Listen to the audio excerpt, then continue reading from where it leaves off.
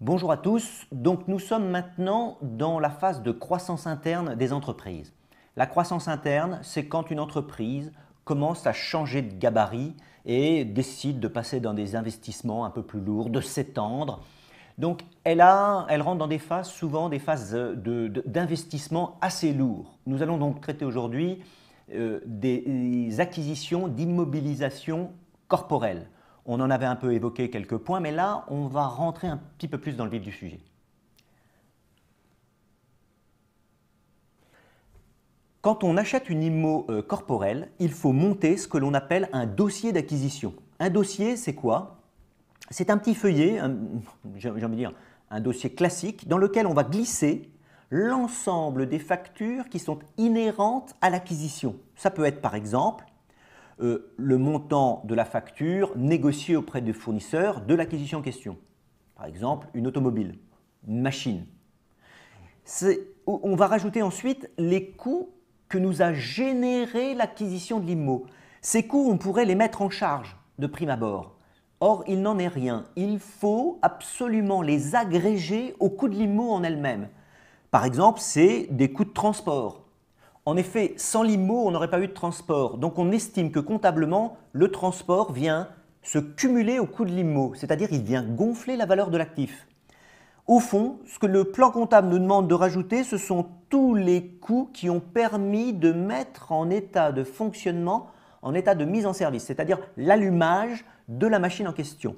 Tous ces coûts sont à intégrer au coût de la machine. Il y en a même un récent, alors je l'ai mis en rouge parce qu'il est primordial, et on y reviendra, c'est que même si jamais cette machine est un peu polluante, si cet actif est une usine polluante, il va même falloir y intégrer le coût de sa future destruction pour rendre le site en état, dans l'état identique avant que l'usine soit montée. C'est-à-dire vous devez rendre le terrain sans usine à l'identique de comment vous aviez pris ce terrain-là. Attention, ce sont des coûts que l'on ne mettait pas auparavant et qui viennent sacrément rehausser l'ardoise, la valeur de notre actif. Alors évidemment, comptablement, comment ça se passe? Eh bien, vous faites la somme des dépenses qui concernent l'immo, vous les introduisez dans le dossier et ensuite, ça nous permet de chiffrer le coût de l'immobilisation. Alors auparavant, avant les normes internationales, on tombait sur un seul coût, le coût de l'usine, le coût de la machine, le coût de l'avion. C'est fini. À présent, on introduit les charges dans le dossier,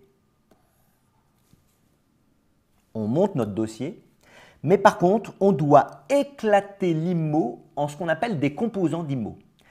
Un composant, c'est un élément détachable d'un autre élément de l'immobilisation et qui a une vitesse d'étalement, une vitesse d'amortissement différente de l'autre élément. Si plusieurs éléments marchent ensemble et au fond ont une seule vitesse d'étalement, dans ces cas-là, on les agrégera. Pourquoi? Parce qu'on estime qu'ils s'usent en même temps, qu'ils s'étalent en même temps, qu'ils s'amortissent en même temps. Si par contre les durées de vie sont différentes, vous êtes obligé de décomposer l'immo. Prenons l'exemple de la décomposition d'une immo qui est par exemple une construction qu'on aurait acquis. Alors cette construction, bien sûr, on a isolé notre dossier. Notre dossier, c'est un cumul de charges, des travaux, l'installation technique, des honoraires, tout ce qui fait la construction. Le cumul de ce dossier nous fait 375 500. Eh bien, à présent, nous ne pouvons plus enregistrer ce montant d'un bloc. Il faut mener une réflexion qui est fort intéressante quand on fait le métier de la comptabilité. C'est ce genre de travaux-là qui rend un peu plus sexy le métier, on va dire, qui apporte, en fait, c'est plutôt ce genre d'activité qui est un peu grisante par rapport au fait, comme on l'a vu, d'enregistrer des achats de marchandises. Donc là, ce petit diagnostic doit être fait et on doit éclater nos 375 000 du mieux que l'on peut, bien sûr, selon des critères d'étalement. On a donc identifié la façade qui s'amortit sur 20 ans, l'agencement qui est plutôt sur 10 ans, l'agencement intérieur, le mobilier qui lui est à amortir sur 10 ans. Et bien maintenant que l'on connaît ça, nous n'avons plus le droit d'enregistrer les 375 000 comme ceci. Nous ne pouvons plus mettre construction 375 000. Pourquoi? Eh bien, qu'est-ce qui se passe? Tous les 20 ans, nous devons refaire la façade. C'est pour ça qu'elle s'étale sur 20 ans. Qu'est-ce qui se passait avant qu'on ait cette ligne-là? Et là, on doit rendre un grand merci aux IFRS, puisque, au fond, elles nous ont apporté une solution à notre problème. Auparavant, voilà ce que l'on faisait. Quand arrivait le coût de la façade, c'est énorme le coût d'une façade, il faut monter un échafaudage, mettons 100 000.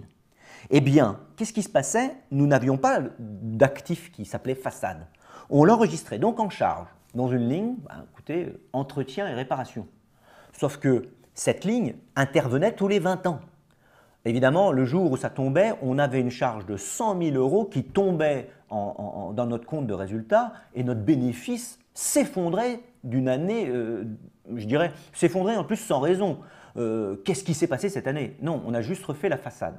On comprenait à ce moment-là que c'était un actif qu'il fallait enregistrer. Or, on ne pouvait pas le faire. La combine de comptable, c'était de faire quoi? On avait nos charges de 100 000. Eh bien, on avait le droit de transférer nos charges dans un compte que l'on situait tout en bas du bilan, le plus loin possible, vu un peu le ridicule de la situation. Et ce compte s'appelait charges à répartir, alors je l'abrège, sur plusieurs exercices. D'accord? C'était donc un compte qui nous permettait de faire le transfert des charges vers l'actif du bilan sans avoir le droit d'utiliser le mot actif parce qu'au fond c'était une charge. Et cette charge, on avait le droit de l'amortir. Alors on ne disait pas amortissement, on disait répartition, charge à répartir. Au fond, c'était un artifice comptable pour s'en sortir parce que tout le monde savait bien que c'était un actif dont on parlait, une nouvelle façade qui redonnait vie à la construction. Et bien maintenant, regardez. Le problème, il est totalement résolu avec cette façon d'enregistrer. Pourquoi? Parce que chaque IMO va s'amortir à son propre rythme. Et le jour où notre façade est totalement étalée, amortie, il est le temps d'en refaire une, eh bien qu'est-ce qui se passe? On sort celle-ci là, on la dégage, et bien sûr, on monte notre échafaudage, les ouvriers nous refont une belle façade, et qu'est-ce qui se fait? Eh bien, en réapparaît une nouvelle à cet endroit-là, qui repart pour un étalement de 20 ans. Et là, tous nos problèmes de comptabilité, d'enregistrement d'IMO corporels sont résolus. Et depuis, eh bien, toutes les entreprises doivent faire l'effort sur la décomposition de leurs propres IMO. Je pense à des remontées mécaniques. Maintenant, vous ne pouvez plus enregistrer un téléphérique comme ça. Vous devez isoler le câblage, les cabines, la motorisation, etc. Ce qui fait que maintenant, nous avons des bilans beaucoup plus pertinents qu'avant. Merci.